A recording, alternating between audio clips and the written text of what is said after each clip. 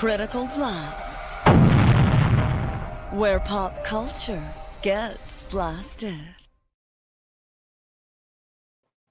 And good evening, everyone, once again from the Critical Blast Caverns. I am RJ Carter, Senior Managing Editor here at criticalblast.com, and it's time for another wonderful foray into the world of crowdfunding comics. And this one's going to be an easy one for me. I'm going to coast because it's already funded. So all you have to do is go in and reap the benefits of everyone else's work and buy a comic book, and you're going to get it. And with that, I would like to welcome to the stage tonight Mr. Julius Freeman. How you doing, man? I'm doing great, Julius. How you doing? I'm doing well. I really love that. That you have Matt right there in the corner of the screen. That's awesome. Oh, I try to do something to make it, worth people's time in coming. Oh, we're gonna have an echo. Is that on me, or is that me, or on your end? That's me coming out your end and back into your end, back to me. Let's see. Let me put the earphones on. How about now? Is that better? Oh yeah, that's way better. Oh okay. Yeah, all right. So it was on my end. And it's a good time for comics. It's a bad time for comic stores, and bad time for the mainstream publishers. But my golly, the crowdfunded people are just kicking butt. Speaking of which, I've got packages. You want to do some little unboxing here before we get into this? See what let's just see what RJ got in the mail today. Because this looks a little different than a Gemini mailer, so I'm not quite sure. I love these easy open boxes. No, this is not comics. This is the paperback proofs of Bulletproof, our superhero young adult novel that I requested they send me. So, hey, Steve, if you're watching, this is what the paperbacks look like, and one of them will come to you. Steve Mitchell's the author. Nice. This one's a real Gemini mailer, so we'll see what this one is. I think Gemini mailers would have it. Go ahead. That's awesome. So you back campaigns as well. Then not only do you do the show, you actually walk to walk, right? I try to as much as I can. I mean, I got a ex-wife and a kid, and they want money. Ooh, I hear that. So we got Steve Urania's the Slowpokes. Nice. The super. Ooh, wow, what a cover.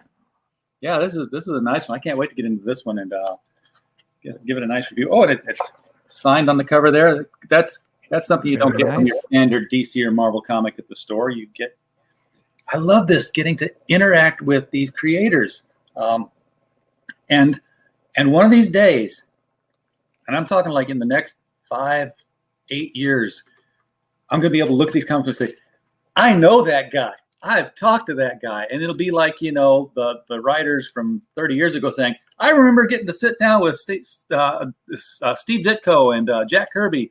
And there's going to be a whole slew of you guys coming out and doing that. Not me. I don't do comics. But you just consume them. That's fine. There's consumers, they have their parts. I write. In fact, I write a martial arts character. But I don't draw, so I can't make it a comic. And besides, somebody else owns the martial arts character, so I write for them. But you've got the Ghetto Dragon now. Now, ghetto is a word I don't hear that much anymore. It's almost like a 70s throwback. Yeah. Do you have any cringe factor about going with that direction, or?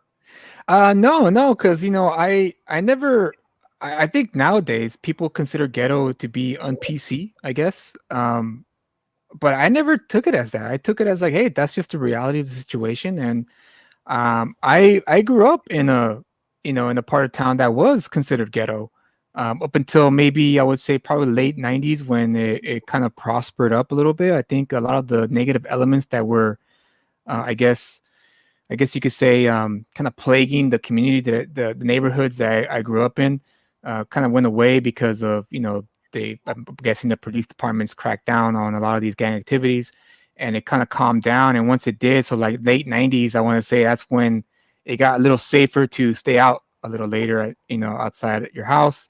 It was a little safer to walk down the alleyways, not too safe, not completely safe, but safe enough where if it was 9 o'clock, you could still walk through the alleyways and not a problem. But You there might was a make time there. Go ahead. You might make it to the other end.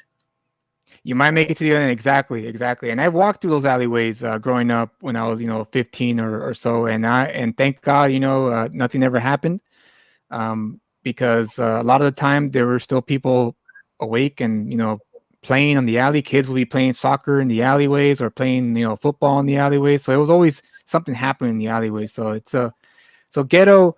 It's I decided to go with the Ghetto Dragon because first of all, it was a cool name. And then second of all, you're going to have to find out in the story as to why it's called the Ghetto Dragon. So I'm not going to reveal why it's called the Ghetto Dragon until you check out the book itself. Well, and the whole Bruce Lee evocation that's going on here with the martial arts character, that's 70s as well. So calling it the Ghetto Dragon it fits. It fits with the feel of the title. Despite the fact that your main character is Hispanic, could easily be the Barrio Dragon, I suppose. But I don't know what's the difference between Barrio and a ghetto. Actually, the character is biracial. The character is half Mexican and half Chinese. Ah, well, there you go. So the mother is Chinese. As you'll find out in the book, if you guys back it and get your copy, you will find out that the mother of the character is Chinese and the father is Latino or Mexican. Well, I could ask you what the story is all about, but the fact is that you've made a video doing exactly that.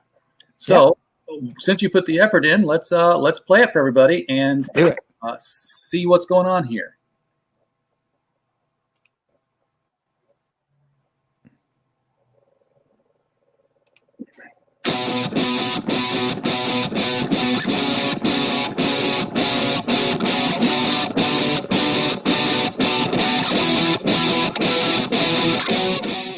Welcome to the Ghetto Dragon, Book 1, No Good Deed, a 60-plus page story about a young man named Matt Guerra, who saves an underage girl from being kidnapped by a heartless, gruesome gang named Los Valientes, who will stop at nothing to protect their street cred. Follow Matt as he pays the consequences of his good deed with his fists, causing Los Valientes to turn their sights on his family. Does our hero back down, or does he stand his ground? Join us in this martial arts adventure that involves action, drama, a little romance, and tragedy. Follow Julius Freeman on Twitter and Facebook for the latest updates. Also, check out his YouTube channel and subscribe where you can join him in exploring the rich history behind the creation of the Ghetto Dragon. Help make it happen for the Ghetto Dragon, Book 1, No Good Deed. You won't regret it.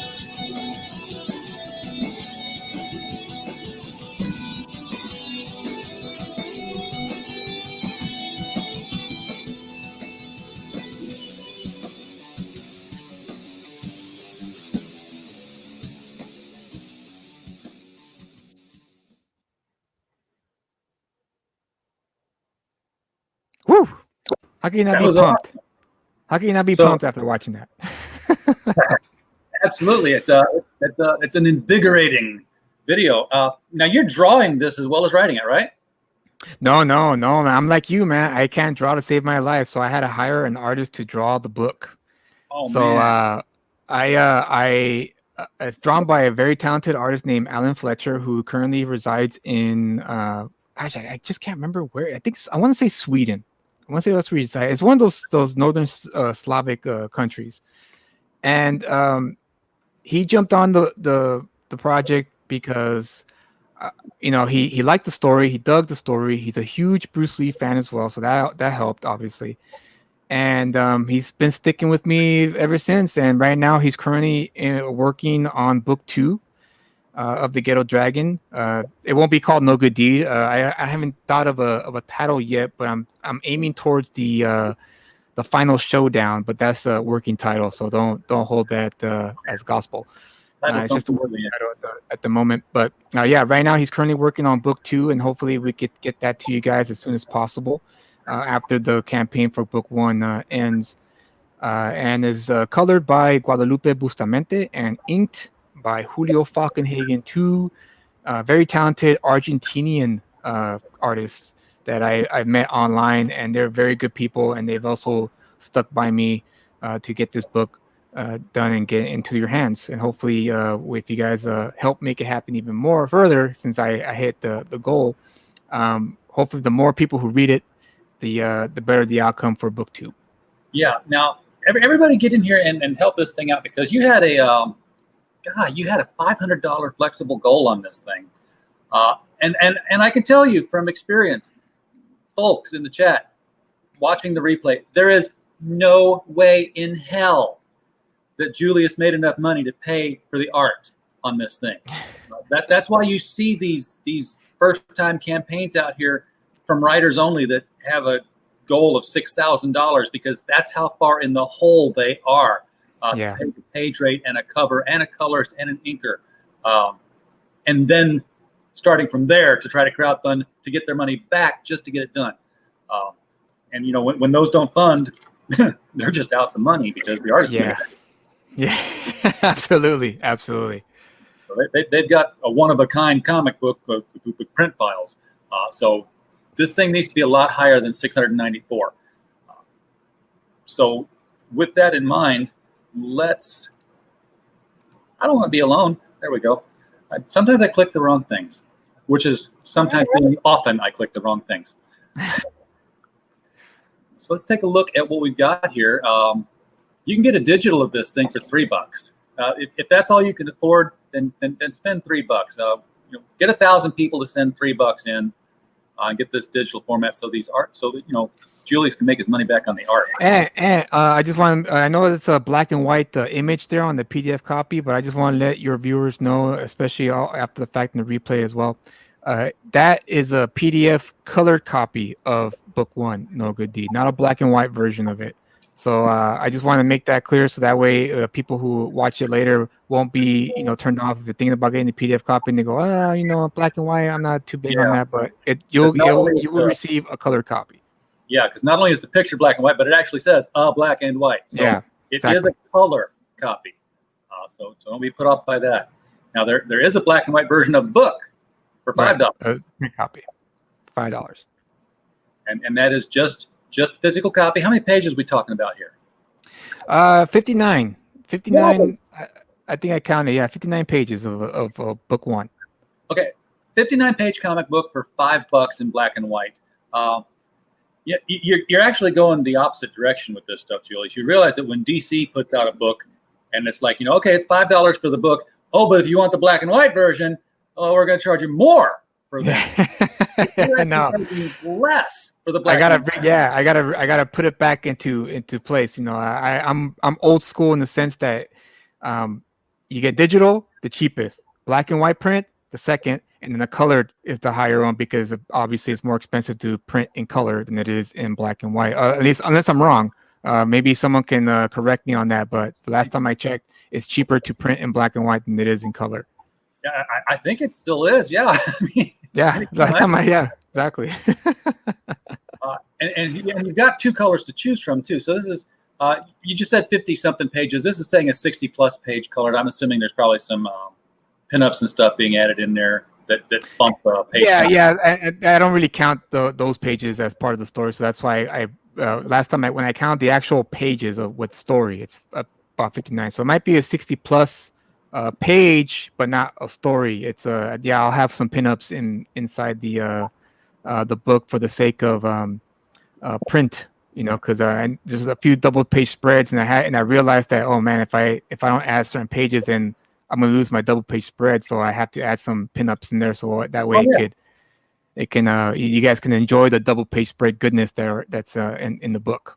You got to pace it right. There's nothing like getting a page out of order. And I've seen the big guys do this, rare, but I've seen it, where you're looking at odd number page, and it's like this great big panel, like that looks weird, and you turn it, and on the even number page is what should have been the other half of the 2-page spread. Oh, that sucks. That sucks. That would suck. I had a graphic novelist on last month from a big publisher. Like a multi-million-dollar publisher. Ooh. And they had sent me an ARC copy they sent me a hardcover of the graphic novel. And I emailed them back and I says, is this an ARC copy? Because I've gotten this far into it and I can tell you right now, these pages are out of order. and I listed the two pages, and they got back and says, yes, they are. Thank you for telling us. And when I had the writer on, he said, yeah, I got my hardcover here. And it was after the show. And I was like, if you turn to page 30, he's like, yeah, you're that guy, aren't you? He didn't say it like that, but he said, let me tell you, somebody lost their job.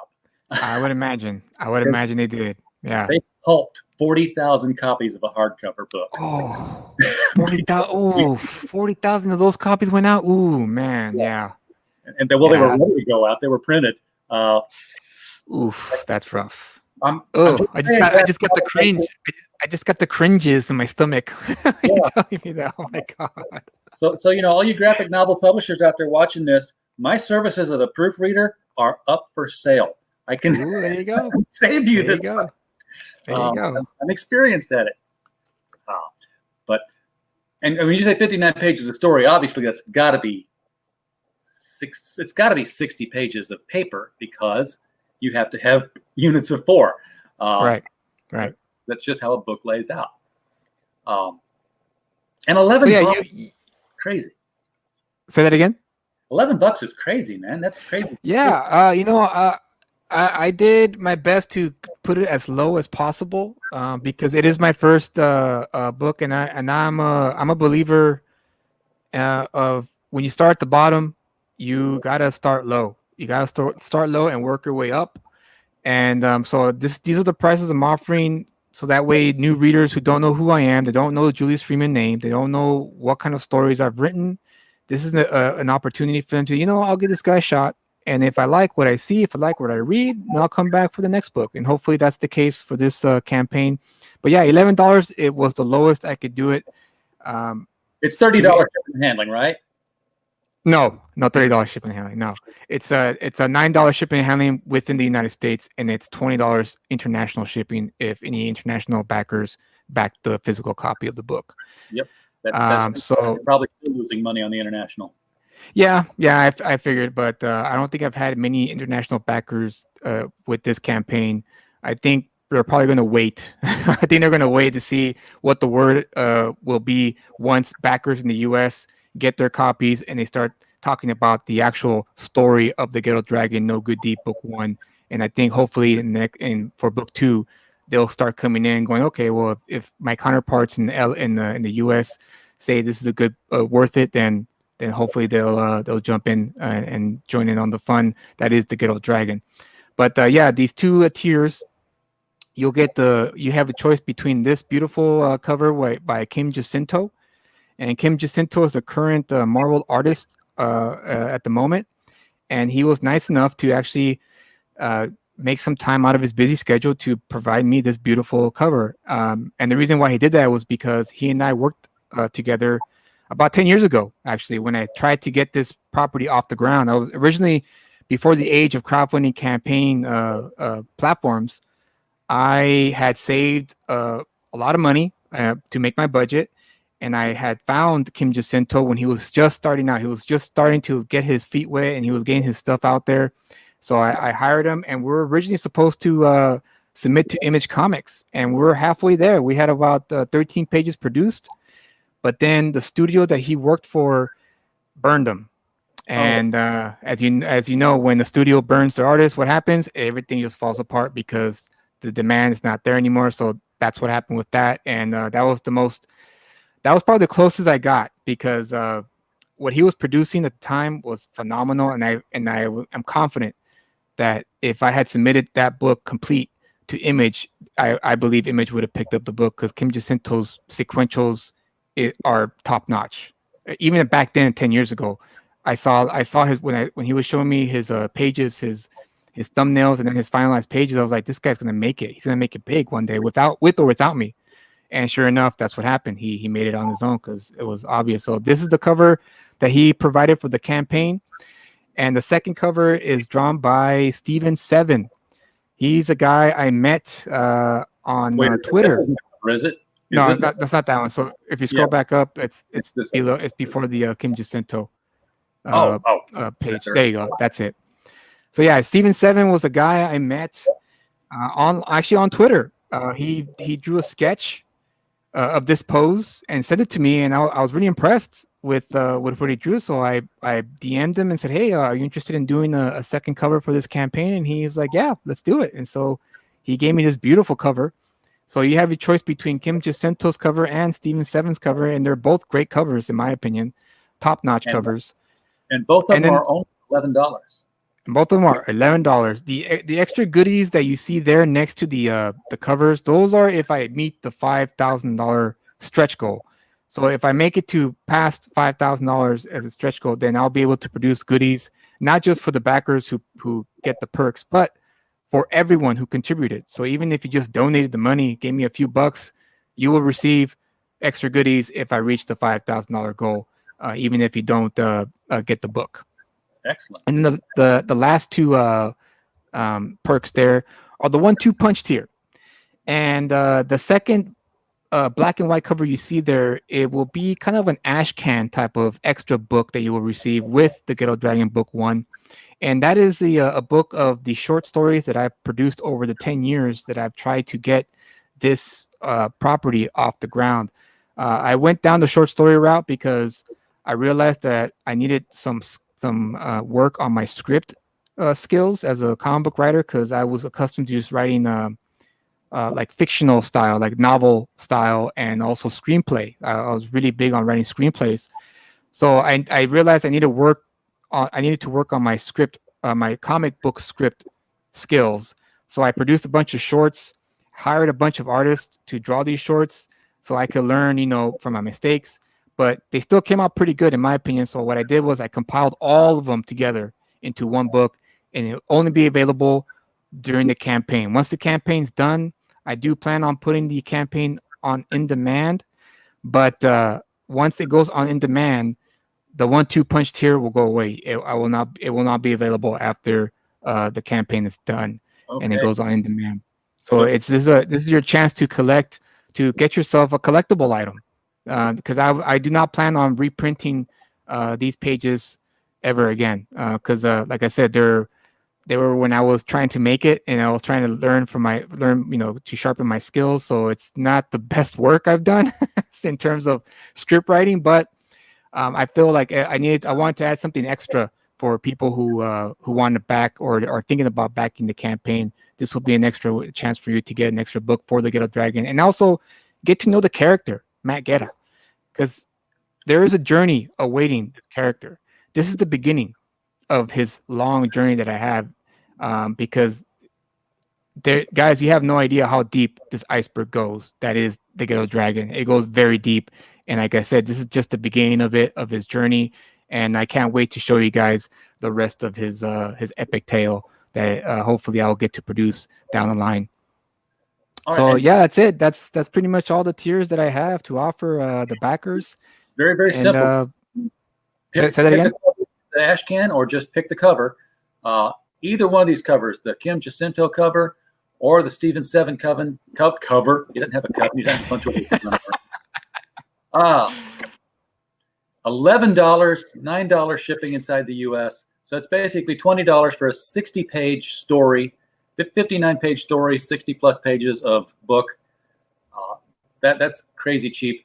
Again, he only had a $500 goal. He's made $694. It's funded. It's a done deal. But again, he's coming. He's not saying it, but he's in the hole on this one, because what it costs to pay an artist for 59 pages of story ahead of time. So we have to take pity on him. He's got to be mentally out there, giving the money out of pity. Okay, is that okay if they do that? Yeah. If that's how you want to do it, cool. Like I said earlier, I'm a big saver. I save my money. I made a budget. So book 1 is complete, guys. It is. I know that's it may be a little hard to believe, but book 1 is in the bag. It's done. It's lettered. It's inked. I just have a few more pages to color. I have about, I think, roughly estimating about 10 pages left to color. But other than that, it's completely done. And anything that any of the additional campaigners or contributors who who contributed to the campaign, that I guess the extra, it will not end up in my pocket. It'll end up into the production of book 2. So that'll funnel to the pocketbooks of the artists involved in the production of book 2, the line artist, the inker, and the colorist. That's where it's going to go. And then this campaign is just to help get that those sales boosted up, so that way it can, if I do get anything additional, it goes straight to the artists who are producing book 2 at the moment. Now, I saw this going by earlier, and it didn't hit me, and it hit me now. But first of all, this is a labor of love. Julius wanted to make the comic book. He paid for the comic book. It's up to us whether or not he makes a profit at this thing. He's going to publish it now because we've given him enough to do that. But this Kim Jacinto cover here for the color book, or this Stephen Seven cover, I'm going to do it all night. I've been cursed. You cannot say Stephen Seven Coven without it. It just comes. It's the rhythm is there. The Stephen Seven cover. They're both colors, but the black and white is actually a third cover. It is. You're right. You're absolutely right. And it's drawn by the interior cover, the interior artist Alan Fletcher. And it's I wish I should have posted the black and white cover on the. I'll probably do it tonight, so that way people can get a closer look at the actual black and white cover. It's a fantastic cover in its own right. I was going to color it and use it as a third colored cover, but then I kept looking at it and I realized, you know what? This actually works as a black and white cover. It actually works a lot better for me as a black and white cover. If you like, I can share my screen on my end and I can show you a close up. But okay, Julie, give me a second here. Let me find it. Do both. Okay, here we go. And the black and white cover. yeah, do both. Nothing wrong with that. Nothing wrong with that. So okay. Insert the El Dorado meme here. Here we go. All right. There it is. All right, let me get that full screen. Check that out. That is freaking awesome. Let me zoom in a little bit so you can check it out. So there you go. There's the black and white cover in all its glory. Yeah, this is some sweet stuff. This needs to and this is actually cheaper than the color copies, guys. He's selling the 60-page black and white book with a black and white cover for $5. Yeah, look at that. Look at those inks, man. Julio Falkenhagen, the inker. Oh wait, no, I think maybe Alan inked this one himself. I think it was the actual artist. Yeah, you know what? Now that I look at the inks, yeah, it's Alan Fletcher's inks. But yeah, look at the line work on this this piece of art. It's fantastic. And then the mangled bodies on the floor, his ripped pants. Yeah, and the original idea was to, when I colored it, was his knuckles were going to be bloody and bruised, and he was gonna have a bloody mouth as well. But like I said, I kept looking at him. You know what? This works. This works the way it is now. And so I decided, you know what? I'll just offer this as a black and white cover for the black and white version. And yeah, it's a fantastic image. I really love the way it came out. Now, is this going to be a black and white virgin cover? By which I mean there won't be the Ghetto Dragon logo on it, because there's not one on it now. No, yeah, I'll add the cover up here. It'll be a black and white title cover, title up here. That's why I told him when I asked Alan to draw the cover, I told him leave me a headspace so I could add the title on top, and so he did. And so yeah, I'm gonna add it when after the fact, but I haven't added it yet. All right, man, that is just beautiful. Yeah, it's great. I love it. It captured everything about what I wanted the Ghetto Dragon to be. A little bit of a. What's that? Has he done stuff before? No. See, the thing is about Alan was I followed him on Instagram, and the reason why I followed him was because he kept posting pinups of, like, say, Marvel characters and DC characters. And I really liked his style. His style was unique, and it kind of reminded me of Kirby. The way he draws his face, the faces and the hands. You know how the hands are so like big. It really had a Kirby-esque feel to it. So I DM'd him and said, hey, I just want to ask, is this like a, do you study Jack Kirby? And he told me, oh yeah, absolutely. Like Jack Kirby is the master. So I've been studying him, and then, we had a quick little back and forth, but nothing too serious. And, I was looking for an artist for the Ghetto Dragon, but pinup artist doesn't really sell me because I need to see sequentials. I need to see if you're good at sequentials when I look for an artist. So a few months, fast forward a few months, and he posted an ad on not posting an ad. He posted a something on Instagram saying, "Hey, I'm looking to do comic book work. I did it for a few months back a few years ago. Now I want to get back into it. If you are interested or looking for an artist, please DM me and then we'll talk." And so I DM'd him and said, "Hey, well, do you have any samples of your sequentials?" And he showed me a few of his samples that he did, and I was really impressed. I was really impressed with what he showed me, and I said, "Are you sure this is your first time doing this?" And he's like, "Oh yeah, that was my first attempt at drawing sequentials." And then I stopped because I had to go back to work and so on and so forth, real life situations. Yeah. And then now that he had more time, he wanted to get back into it. So that's when I pitched him to Ghetto Dragon, and that's when he's all right, let's do it. And like I said, the rest is history. And he's the one who's doing the internals. So I forwarded here to the to some of the inner pages. Now these have been colored and they've been inked by somebody else other than him. So you can always tell when a different inker is on somebody. Yeah, and Julio Falkenhagen did a fantastic a fantastic job. Yeah. I know where that came from. A fantastic job inking his pencils. He again, Julio Falkenhagen is an artist that I hope to one day work with on a different project, because he does have a great director's eye when he lays out panels. And so hopefully down the line I get to work with him on a different project. But he is a fantastic inker in his own right, and the colors are done by Guadalupe Bustamante, and she's also done a great job coloring the pages. And so it starts off with him jogging, and he sees that a kidnapping is happening in real time, and he takes action like heroes are supposed to do, courageously take action and put their lives on the line to save someone in danger. And so I start off the story with action as a way as a martial arts comic supposed to be, because this is a love letter to Hong Kong cinema. I grew up watching Hong Kong martial arts movies. My mom, God rest her soul, she was a huge martial arts movie fanatic. Like, she loved Bruce Lee. Like, she was the reason why I got into Bruce Lee movies, because she will watch them, and mind you, she spoke zero English. she spoke Spanish, pure Spanish. She understood English because she took night classes, so she understood the language. So whenever anyone spoke English to her, she understood it, but she couldn't speak it well. So she would watch Bruce Lee movies whenever Bruce Lee was on TV. She stopped what she was doing, sat down on the couch, and watched the movie. Didn't matter what time of day. And she loved Bruce Lee, so I would sit there with her, and of course, as a child, I would mimic Bruce Lee, the wah, yeah, and hopping around and all that stuff. So this was definitely a love letter to that, and also it's a love letter to the ghetto I grew up in.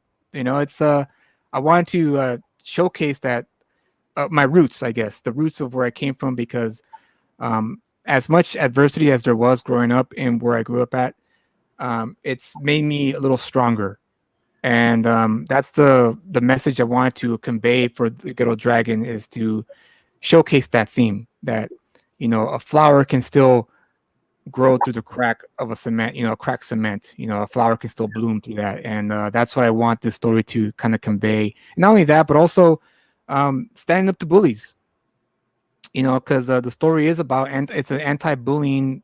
When you break it down, that's what it really is about. It's someone who just stands up to bullies and doesn't take crap from them, and is ready and willing to take a stand and fight back if necessary. Defensively speaking, of course, not offensively. Of course. It's pure defense. So, that's pretty much in a nutshell what the Ghetto Dragon is about, thematically speaking. I like the color keying on this, because everything's kind of muted. It's at night, it should be. And all the bad guys kind of blend into each other, but he's got on the yellow.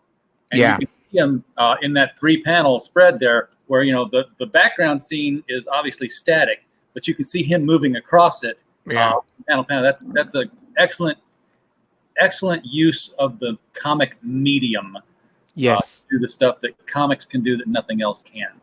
Absolutely, you hit it right in the head. Absolutely, and I'm a huge Alan Moore fan as well. So you will see a lot of Alan Moore-esque, paneling in this book because Alan Moore was the creator that opened me up to the idea of appreciating the medium, not just the comic book, but the medium.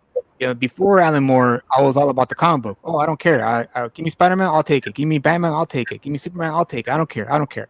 Yeah. But the moment I read V for Vendetta, and I realized, wow, you could actually write about an anarchist that wears a Guy Fawkes mask that fights against a fascist British government in a comic book. Oh wow. And then it like a little switch went on. It's like, oh, okay, so comic books is just more than superhero comics.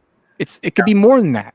And on top of that, he experimented with the medium, which was for me was very eye-opening. It was just like mind-boggling when I saw his experimental paneling with V for Vendetta, not just V for Vendetta, but also his other works like Miracle Man, Swamp Thing, and of course Watchmen. Sure. And I know a lot of people don't talk about this particular project, but the Image comic 1963, that comic book was fantastic, underrated in my opinion. The most underrated Alan Moore comic book that he's ever produced was it was called 1963, right? The Image comic that he produced. 1963, yeah. And then of course the Whatever Happened to the Man of Tomorrow. The Yes. annuals that he did. Another classic Superman story. So yeah, Alan Moore was a huge inspiration, and so you'll see not heavy. It's not going to be heavy like Alan Moore, paneling, but you'll notice it when you read the book if you are an Alan Moore fan. Well, Alan Moore's biggest strength, no matter what he's writing about, is his transitions. He's very strong at making the dialogue of one scene describe the action of the following scene as he bleeds into it. Yeah.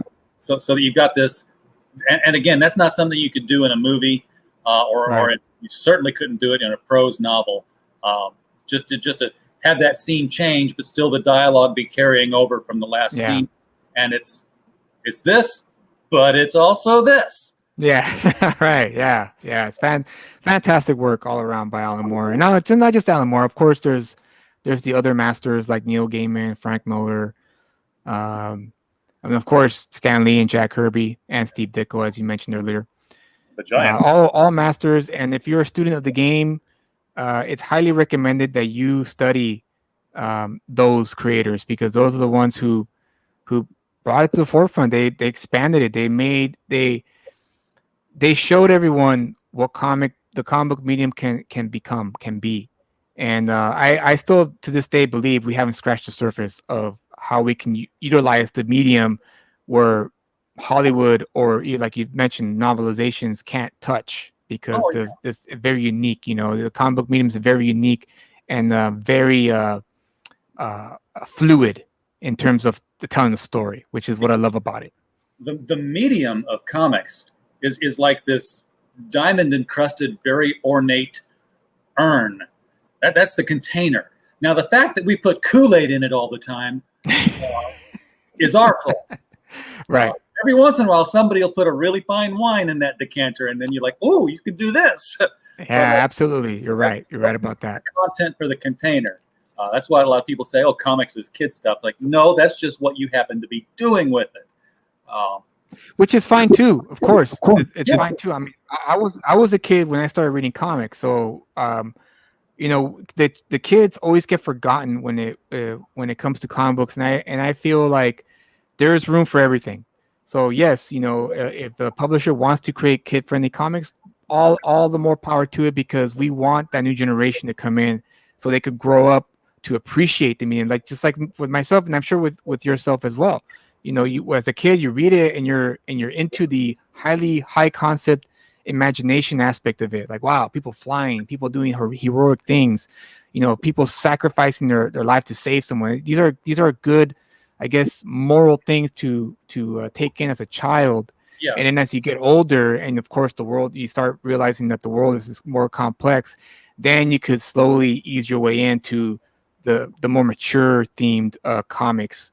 But of course, but I remember, when I was a kid, my dad would finish reading a Sergeant Rock or a Jonah Hex comic at 35 and put it down on the table, and I'd walk in at 12 and read the same book, and we could both enjoy it, but it was okay for everyone to read. Right. Exactly. All ages didn't mean Richie Rich back then. Right. Exactly. Like both, like for instance, Pixar is a good example of that too. Pixar, both adults and children can enjoy those movies because they walk a fine line, and that's very difficult to do as well. It's walking that fine line of like both, like you said, all ages, both adults and children can enjoy this particular story. Now that being said, obviously the driver saying "Holy fuck." This is not for kids. It's not for kids. Not at all. So teens. If get your parents' permission if you want to back the Ghetto Dragon, get your parents' permission because it is an 18 and over book. It does explore mature themes. No, not sex, but it is violent. It is very violent and not recommended for children under 18. All right, so we got a little bit of romance going on in here. Light romance, not sex, just romance. Just romance. The hand holding. Yeah, that's when you can hear the violins playing. And then, whoa. Chapter 2, this guy looks... That is the antagonist of the book. You mentioned, novels. I'm a huge novelist in terms of reader. I'm a novelist reader. I love reading novels. And so when I produced this book, I was like, I want to do something a little unique with this, and I want to kind of approach it like a novel. So I broke up the short little stories into chapters. So you're going to see image chapters in between these little stories that lead up to the end of book 1. So you'll see chapter 1, and you have maybe 6 or 7 pages of a little story, and then the chapter 2, and then maybe 8 or 9 pages of a little story, and then chapter 3, and so on and so forth. This is all. But yeah, that's the antagonist of the story. His name is Dreamer. He is the leader of the Los Valientes gang that runs the underground of the city that Matt Guerra, our hero, lives in. And he has crossed their hairs by saving the young girl. He embarrassed the gang, so the leader is pretty much telling the Casper, the character there, this guy embarrassed us. He made us look like fools. So you need to do something to send a message that if you mess with us, you're gonna get hurt. So that's the setup to this last scene here when he tells them, "You mess with one of us, you mess with all of us." And that's the end of the preview that I posted up on the campaign. All right, this is an action-packed story, folks. For $11. $11 if you want it in color with the Kim Jacinto cover or the Steven 7 cover. I got it right the first time. Yeah. And if you're still not sure, $5 for the black and white. If you're absolutely not sure, $3 for the digital PDF, which will be now. Wait a second. Hold on. That's Alan Fletcher's cover on the black and white PDF physical copy. Now, I know the PDF says black and white, but we've already talked about this. It is color, but it's showing Alan Fletcher's. Yes, the reason for that is because some backers of the digital copy emailed me and said, "Hey, do you have a color version? And I'll pay a little extra. I'll pay a little extra for the color version." And so I thought, well, I really can't add the perk, but it wouldn't be fair for the people who backed the to the other people who backed it. So I just decided, you know what, it'll just be automatically in color. I might color it just for the PDF copy, actually. So we might actually get to see Alan Fletcher's cover colored. Yeah, maybe, but only in PDF format. It won't be in print. So I might lean towards that. So yeah, I think I might do that. I think I might have it colored. If you want to see it colored, it's a $3 add-on. Buy the physical book. Buy one of the physical books, and just throw on $3 to round out your whole buying experience and get one. There you go. That'd be nice. That'd be very nice if that was the case. Yeah. Yeah. Just bundle them together. Now, I was going to ask some other question about the art, but you didn't draw it, so I would have to ask. Well, you can ask away. Maybe hopefully I could answer it. Oh, and by the way, Well, the cover, the covers, the chapter covers are drawn by a different artist named Rick Alvis, who is also a talented artist within his own right. So I have yeah, two different artists drawing the covers. So not the cover artist, but I have a chapter cover artist drawing the chapters separate from the pages and the main covers. So is this a chapter image? Yeah, that's a chapter. That's chapter 1. I just didn't add the chapter 1 yet because I wanted to wait until after it's done. Yeah, that's chapter 1 of the No Good Deed story. Okay, that I'm glad you said that because I could tell there was a difference. I'm like, that's a wild variation in style when I saw the chapter 2 cover here, because it went like from the real thick inking and bordering to suddenly not. Yeah. So, okay. Yeah. I got different artists for the chapter covers. But what I was going to ask was, since this is a martial arts comic book, the artist, I was going to be asking how familiar the artist is with martial arts movement and stances. I will say he is still learning. Let's just say that.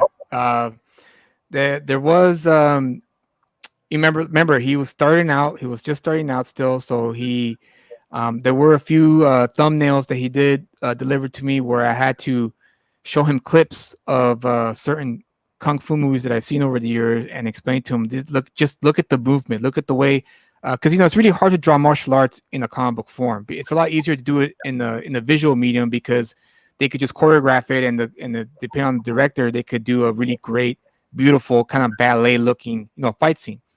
So in the comics, I had to tell him, look, you have to capture the most impactful moments. So the punches, the breaking of the arms, you have to capture those moments. You have to kind of like view it as like freeze frame.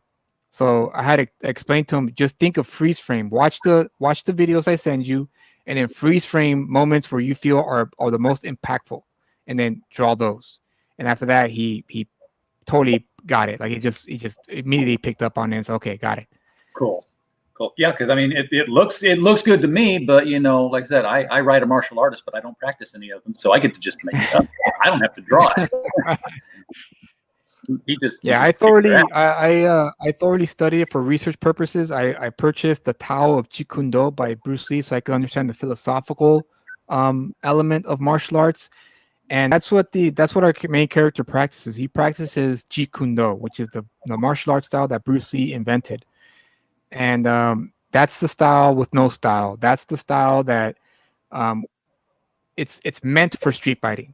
It's meant to protect yourself in the street fight in the case that you aren't put in a position where you have to defend yourself. And Bruce Lee's Jeet Kune Do style is a style that involves, hey, when your opponent comes at you, your task is to disable him as quick and fast as possible. You don't want the fight to last long, because the longer the fight goes, the lower your chances will get to survive the fight. Because human beings are they're not, we're not rock. We're not made out of rock. We're flesh and bone. And after a while, it gets worn down, and you get tired. You eventually get tired. Even the most, boxers still get tired. By the 12th round, they're doing their best to stay up, but they're freaking tired. But they're still, their stamina still, working because of their training. But you still see that they still get tired by the end of the fight. That's why Muhammad Ali would, do the rope-a-dope thing. He'd tire him out. Hit me. You done yet? Okay, my turn. yeah, exactly. And that's why Muhammad Ali is one of the best, because he understood the human body, and that's why he was able to survive so many fights, especially with who was it? Not Sonny Liston. Who was the fighter who was his main competitor? What was his name? I keep forgetting his name. I don't know why I can't remember his name. I can't remember either. So long ago. Yeah. Superman. I remember that one. That one. That's right. That took place. I never read that story. Is that did they fight in the Red Sun planet? No, but he did have his powers removed for the time being. Uh, Frasier. That was the guy's name. Frasier. oh yeah, Frasier. Joe Frasier. Joe Frazier. Hey, your number's changed. Oh, look at that. Thank you guys. I That would appreciate be that. that would be BAP2 in the chat giving us our shake and bake moment. It's shake and bake, and I help. It's shake and bake, All and right. Awesome. Thank you. Whoever backed it, thank you. I appreciate it. You have no idea how much I appreciate that. $281 for making this a four figures, little missy.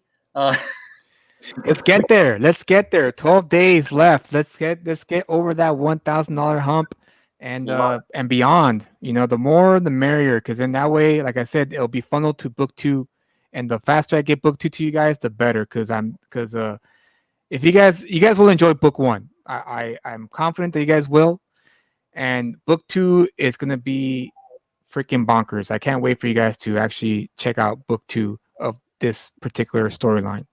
Now, this is your obviously your love for this story is going to drive what you're doing right now. Are you thinking of any other comic book stories of a different genre to do, or is you going to? Oh yeah, man. Yeah, I actually do have a sci-fi comic out on Comixology at the moment. It's called The Cleansing.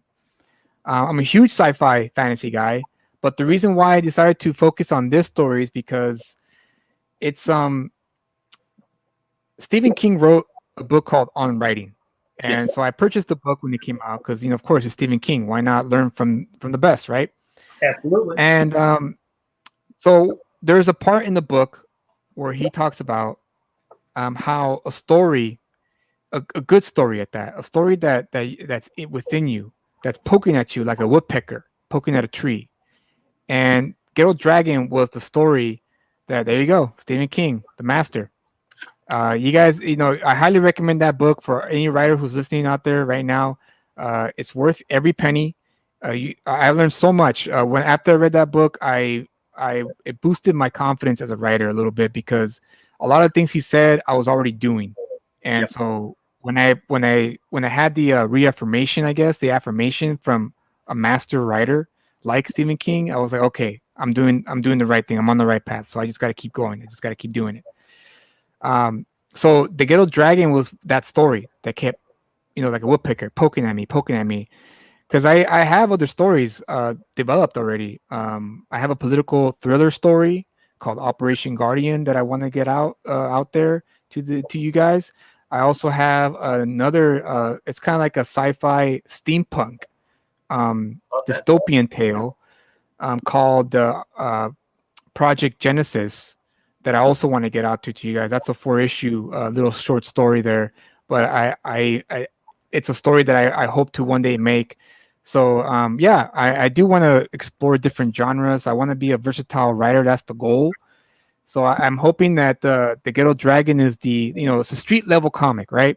And like I said earlier in your stream, in the beginning of the stream, I'm the type of guy who likes to work my way up. So right now I'm at the street level, and that's the Ghetto Dragon. So hopefully, if you guys help me get there, I could rise up and start producing the sci-fi fantasy stuff that I do want to produce, and also the political thrillers, because I'm a huge political thriller guy as well. I love reading political thriller novels. I love watching political thrillers, and not just political thrillers, but the thriller genre is one of my favorite genres to write, because I love the fish out of water story trope. The everyday man getting pulled out of his everyday world and being thrown into a world that he or she does not understand, and has to fight or find a way out of that new crazy world that they've been thrown into.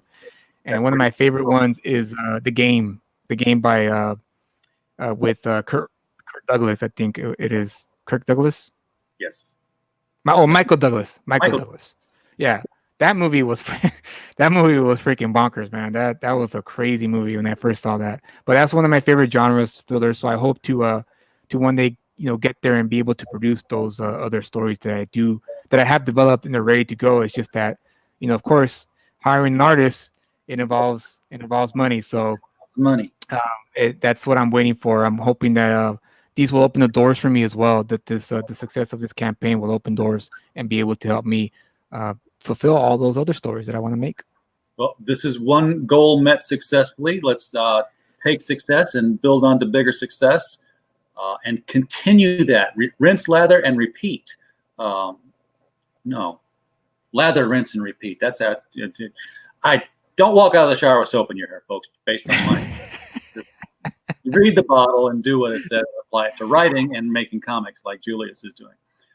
So this is going to be great. I can't wait to see the Ghetto Dragon book 1. I'm going to be getting a copy. I can. Great, thank you. Taking care of that later tonight here. And I think that, pretty much wraps us up. Julius, thanks for coming on the stream. I'm glad I caught you last night on Pete Samedi's program, so that I was able to reach out to you and get you in tonight here. Thanks, man. I appreciate that. I really do appreciate that. We will be back tomorrow with more crowdfunding. I don't have the picture up yet, but we will be having Vic King on and Nasser Rabadi to talk about ASYL or ASIL or ASIL. I don't know. I haven't heard it said yet. I think it's called Asylum. I think. I watched Nasser. I watched Nasser Rabadi's stream, and it sounds like an interesting book. It's about what do you call it? It's about the Dracula chasing the woman in the insane asylum, which sounds pretty interesting, to be honest with you. It's a new take on the vampire genre. Hopefully it works out for him. I think he's already met his goal. I think he's fulfilled his he's met his goal already. Yeah, I'm taking it easy. I don't have to push anybody over. I can just, they're already done. I'm just kind of playing cleanup now. Awesome. That's even better. RJ, what else do you do other than this? I'm curious to know. What is it that you other things? I edit books that we publish, like all right. Bulletproof. Bulletproof by Stephen J. Mitchell. It's a superhero young adult novel, not graphic novel. Cody Haywood wakes up on his 16th birthday to find out that he is bulletproof, and he lives in a world where superheroes are real. So he's got a template to follow. He will, so he's going to try and become a superhero on his own. Unfortunately for Cody, and he's studying. He lives with his grandfather, who runs a dojo. He lives atop of it, but he doesn't learn very well. The problem with Cody is that he's got the attention span of a ferret on pixie sticks. So he needs his friend to help him keep focused, because there are terrorists now who know that he's bulletproof, and they would like that technology for themselves. And just because he's bulletproof doesn't mean he can't be killed. I like that. That's cool. That's cool. Also, where did I put it? Oh, there it is. I have an 8-foot table just for a laptop, and yet I somehow have cluttered it from end to end. We also just finished editing The Devil You Know, which is a horror anthology of 20 short stories. Very nice. Encounters with the devil. And hopefully this upcoming year, things going right, we'll be doing The Devil You Know Better. So we'll be seeing this cover again, only two fingers held up. I thought that was clever. I'm probably... That was clever. It was very clever. And then, criticalblast.com. We review comics, we review movies, we do these interviews. We have a lot of published interviews. And then, that's all the Critical Blast stuff. But, I told you I write a martial arts character. Awesome. And that would very be awesome. This guy called Remo Williams, the Destroyer, who's been in novels since 1971. Wow. So these are number 151, 52, and 53 of the Destroyer series, created by. That's awesome. Very, very fortunate to be writing on that. I need to do it some more. I can hear my. Yeah. Wow, that's cool. That's really cool, man. Awesome. Yeah, I actually finished a novel recently, but it's been held off because of the campaign.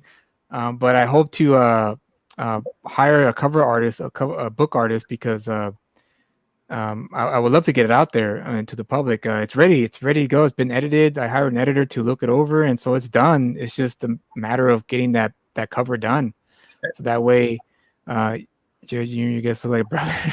we got something going on here. Yeah. Okay. Yeah. I can see the resemblance, Ray Bear. Yeah, I can see that. Brother from another mother. Yeah. I've got my So yeah, I hope I hope that I get it. It's a sci-fi. It's actually a sci-fi fantasy novel as well. So I I hope to get it out. found the cover artist for this one on Fiverr. Yeah, that's where I found mine. But he wants to charge me a nice, pretty penny, and so I really don't have that pretty penny yet. So I'm waiting to save up a little bit more before I get him. Yeah, he wants a bit more than that for the cover, the kind of cover that I'm looking for. He wants a little bit more than that. So Okay. It's a little complex cover. So, but I think once I get the cover, it's an important cover. The cover is important. It's part of the story. So I have to make sure it's right, or else I won't be satisfied with that. I know how I am. I am like OCD that way. It's got to be a way, or else I'll go nuts. I'll go crazy. I hear you. All right. Well, Julius, it's been a pleasure having you on the show. Be sure to let us know when book 2 is coming out so we can get in earlier this time. We'll do. Beginning of the campaign instead of the end of it. Congratulations on making the goal, though. But it's thank you. It's an elite club. There's a lot of people start, very few finish. So absolutely, congratulations. Keep it up. Everyone in the chat, thank you so much for being in here tonight. Thank you for backing the Ghetto Dragon Book 1, No Good Deed. And we will return tomorrow, and hopefully we'll see you then.